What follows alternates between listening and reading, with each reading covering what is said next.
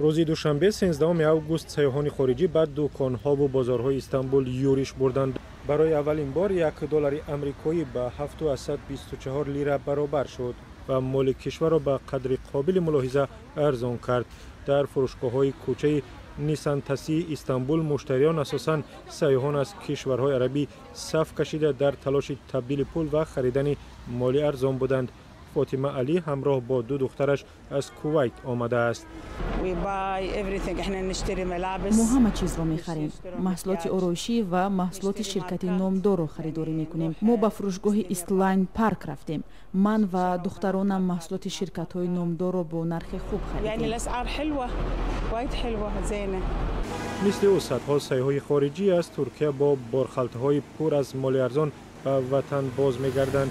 لیره ترکیه در دوام سال 2018 تخمینا 40% قربش را در مقابل دلار آمریکا از دست داد. به قول کارشناسان سبب چنین حال نظارت شدید پرزیدنت رجب طیب اردوغان روی اقتصاد و همچنین سردی روابط ترکیه با آمریکا است.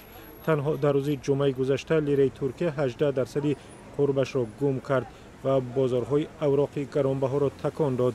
اردوغان از هموطنانش خواسته است که با سیاحان خارجی مهربان باشند، زیرا آنها و ترکیه در این دوره حساس اسعار خارجی می‌آورند. همچنین رهبر ترکیه از هموطنانش خواست که دلارهایشان را بفروشند و لیره ترکیه بخرند.